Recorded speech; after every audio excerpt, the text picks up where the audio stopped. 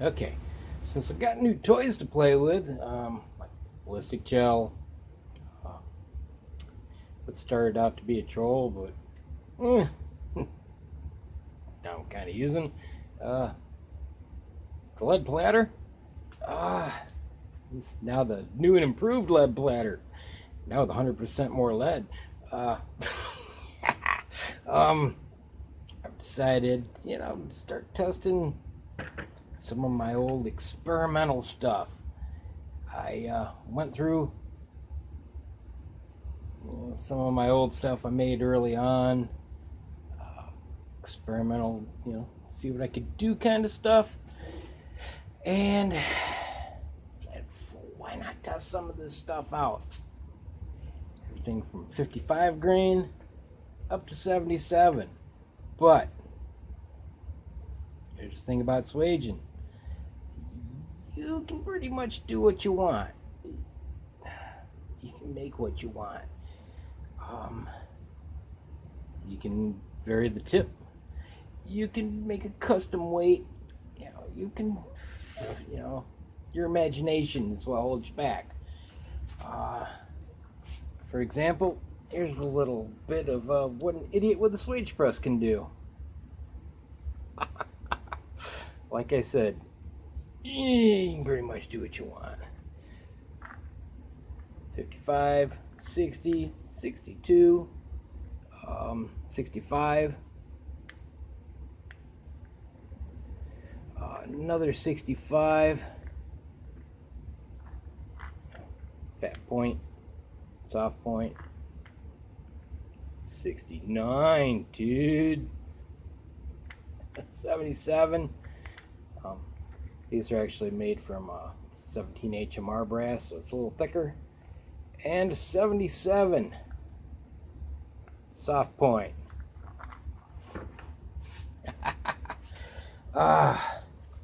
Now, all except for those 75s are made from 22 long rifle brass.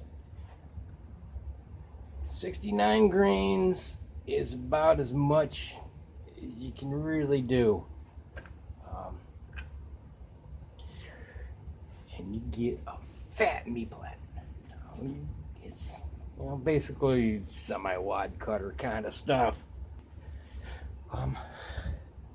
Now, I'll show you a little something here. Okay, here's 55 and a 62. Okay, I'll try to get some focus here. You can see the difference in the knee plat right there. 62 is a little bit wider. And, depending on what jacket weight you have, that will vary. The heavier the jacket, the less lead. The lighter the jacket, the more lead. You're trying to cram more lead in there, you're going to end up with a fatter meat plat. Okay. Oh, wait. That was 55 and 60. Now here's 60 and 62. Come on. Maybe that's not a good example. Here's one that's probably a better example. Some of them are rounded a little bit, the lead protrudes just a touch, but these look similar. I mean, it's just ever so slightly bigger. And then you go from 62 to 65. You see a trend here, right?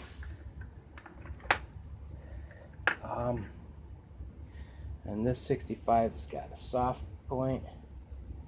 Just want to see if there's a difference in how they perform. And then you go from 65 to 69. Whoa. It's just like a refrigerator, But you can see there's profile, there's smoke jive there. This one's a 77 from probably 17 HMR brass. It's actually about the same length as a M855 62 grain. And here is a 70s. Yeah, well, I said 75, right? I hope. Hope I didn't misspeak myself. And a 77 grain soft point. You see where the Lee seating stem presses. Yeah. Is that a thing of beauty or what? Now that's a soft point. I'm looking forward to see what that does in gel and what this does in gel. Beyond any of the other ones, to be honest. Those should be, you know, the spectacular ones, I'm thinking. Now, I can't find an example, but one of my first experiments, probably my first experiment, was this, except 90 grains. I made a 90 grain soft point in a 22 long rifle. So, yeah, like 13 grains heavier, all in the tip. It was just ridiculous. I mean, this is ridiculous enough, but that was really ridiculous. I know I got a picture somewhere. I'll have to roll that in, but yeah. Just one of those, let's see what I can do, what can be done. And the 90 grain was out of plumber's lead, so it was really soft. And it still came out just as nice as that. So, yeah. Plan on shooting these in gel. End of the lead platter. The the hernia maker. It started out 7/8 of an inch, 25 pounds. Now it's 50. Like I said, 100% more lead. A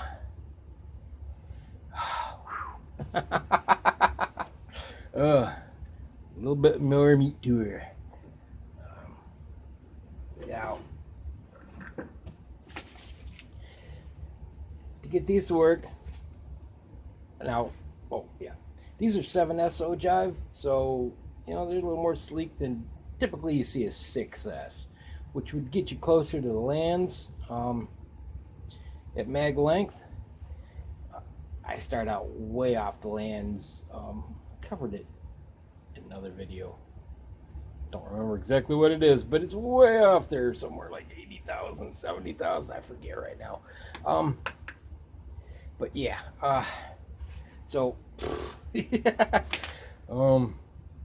not even a concern hardly until you get to certain ones.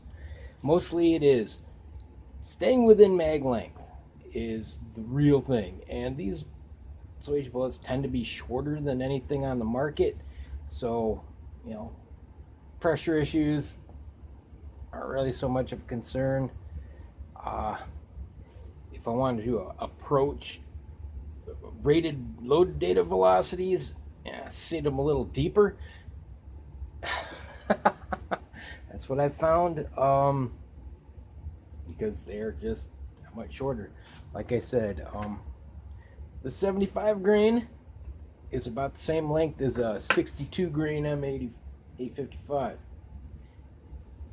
and those are 0.709, I believe. Or no, 0.907. I have to look it up and roll it in, but I think the latter there. Have to look on the length list.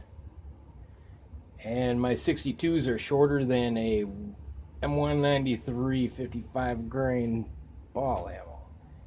So yeah, I got room to play, but I'm always getting farther from the lands the closer I get to the powder. So, and like I showed back when, sometimes that actually works depending on the powder charge. The harmonics induced, sometimes farther from the lands just works, you know. But you don't know till you know. Okay. Kind of going with this is, like I said, my two criteria are mag length, staying below mag length. I usually shoot for 2.255 because lengths do vary on these. Sometimes they're a little longer, sometimes they're a little shorter. So that helps keep me, a little fudge factor. Every now and then you get one that's a few thousandths over 2.260, but usually those work anyway. But you can't get too long, as we all know. Most of these came out right around mag length, a couple thousandths under. But like, okay, these 55 grains. I measured base to ogive because they vary in length.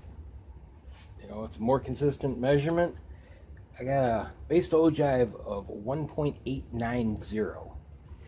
And that puts me at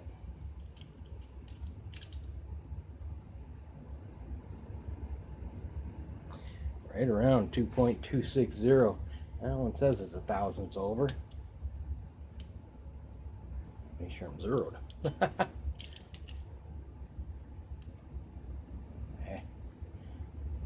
That'll fit in the mag.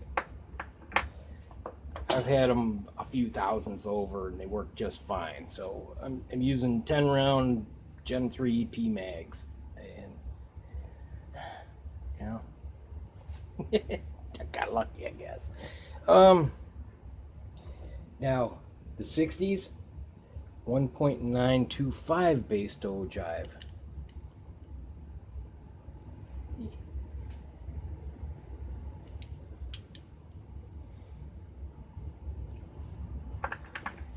'62s, which is my main shooter. These are 1.935, roughly.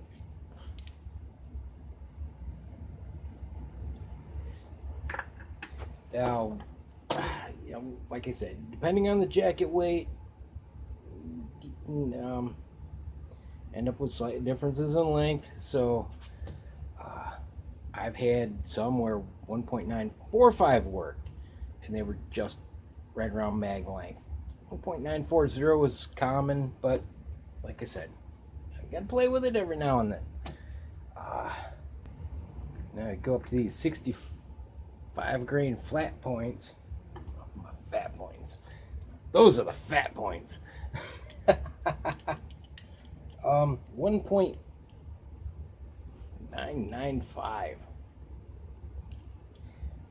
Basically what I had to do is put these in slotted case, chamber them in my rifle, figure out, subtract about 20 thousandths, or about mag length. That was the way. That put me right around mag length. These, throw it all off, these soft points. Yeah.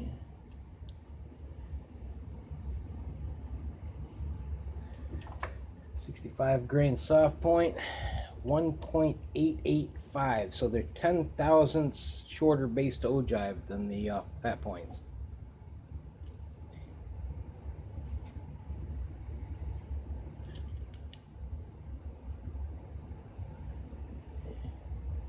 Somewhere around 2255. Depends which one you get. The soft points vary more.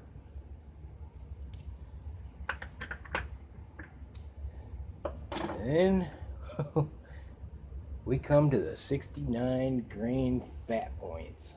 I mean, I can't think of a better way to describe them. Refrigerator bullets. They look like miniature drums, soda cans, whatever you want to call them. These base to ogive is 2.020. What does that give me? 2.165.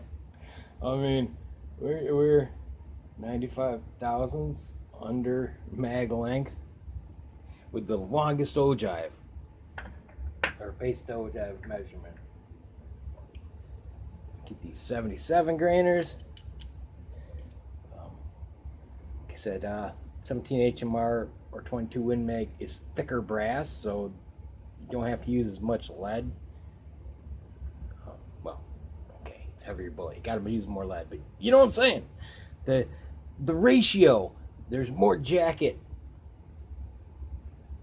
to lead ratio than the other bullets. This is 1.880. This one's a little short for some reason. Yeah.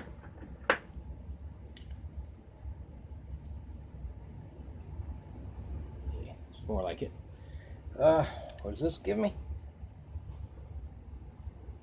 It's more like what I like to shoot for. And then we have the 77 grain soft point. I mean, if that ain't a varmint getter, I don't know what is. 1.875 base to ogive. Give me 2.255, which is exactly what I like to see. Now, all these bullets, you're probably thinking, what kind of crazy load you have to work up for these? Well, I covered them all with Shooter's World match rifle because, well, I got more of it than a lot of my other powders I like to use. So, this will have to do. And in all this, I have 2 powder charges. Yeah. From here to here is 25 grains, and these last 2 are 24 grains. What I did was I looked at the 223 and the NATO data, and pretty much took the high and low, and averaged them and rounded up. That's pretty much how it worked anyway. Some of them were the same average. Some of them were just so close it was, within a couple tenths. It was still, rounding up to the next highest. But yeah, that's, just the mediocre loads. Something, see what we get. It'll be interesting to see between, 5 different weights with the same powder charge, what kind of velocities we get. And then these 2. And then I don't think the magneto speed will show the difference, the velocities with the different tip styles, because I'm thinking a normal chronograph that sits out there a little bit, 7 yards or so, would tell a different story between, let's say these 2. Because, even though they're the same weight, the me-plat difference, I would think this one would slow down just a little more. It's not huge, but it's visible to the naked eye. Of course, that's saying, wow. There's some wind resistance there. The ballistic coefficient probably isn't all that great with this 69 grain fat tip. Maybe one of these days I'll have to buy a standalone, and then I can get muzzle velocity and some distance velocity and see. But that's expensive. I don't have the pocket change for it at the moment. So many things I want, Oh, wants versus needs. Needs come first. I'm trying to figure out how to. I'd like something with some real slow motion, not that fake stuff. Some cameras do that interpolation or whatever, and it's kind of fake actually. That's no good for gel tests and stuff. Good ones cost a lot of money, and I'm not talking deflator mouse good. Even the reasonably decent budget ones, that have a decent frame rate or around $1,000, and it's not happening. I don't know if GoPro is good enough. They do 240 frames per second. What's that? 8 times slower, but still, it's only going to show so much. And there's something out there that does 960 frames per second, but it's like $700. And yeah, it's really hard to justify it, because these channels don't make money, and I'm not about to beg for it. It's just not my style. I do this for me first, and while I'm doing it, figure might as well record it and share it with you guys. What was I gonna say? I don't remember. Yeah. There you go, getting off track. Now I can't remember where the path is. Oh well, you know how it can be. Especially, little age, a little. Yikes. It all catches up to us at some point. But anyway, I'll go over, persuasion, you can be creative. Of course, you get too creative, then you got to get creative with load data too. You still do, because they're not the same as what's out there. You got to start with a base and then work it out. Here's something I won't be testing.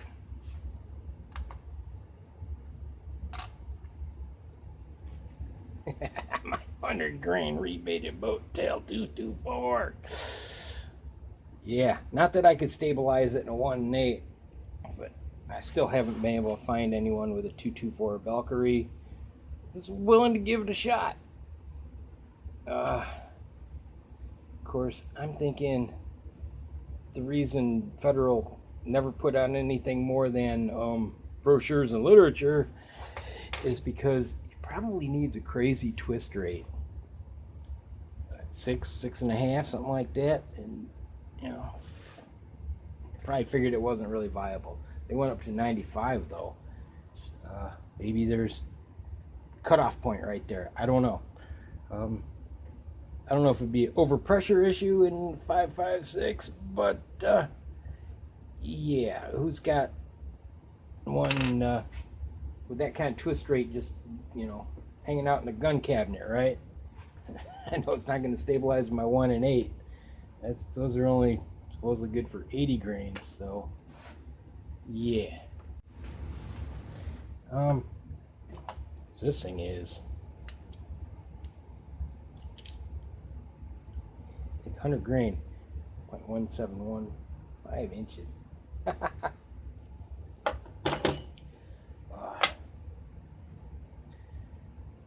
I think it's actually shorter than 80 grain, maybe 77, I forget. I looked up on the length chart, but I don't remember now. Like I said, my 77 is pretty much the same length as a 62 grain M855. 15 grains difference. So yeah, they are shorter. My 62s are shorter than a M193 55. There's nothing on the market that short. So load data, you gotta play with it, make it your own, so to speak. But anyway, yeah, it's gotten a little out of hand just for an explanation of what I plan to do. But at least it give you something to look forward to. I just have to not be an idiot and try to do it all one day, because uh, you won't be able to tell what's what in that gel. So, hold me back. Give me some restraint. As I get out there, it's like, how many nice days do I get? Make the most of it. And then I overdo it, and instead of the most, it's the most mess I can make of it is what can happen. Well, we saw 10 slugs in the gel block is it's just too much. Though it was a lot of fun. I cannot deny it was a lot of fun. All right, well, until then, I'll leave you with that. Have a good one. God bless. See you.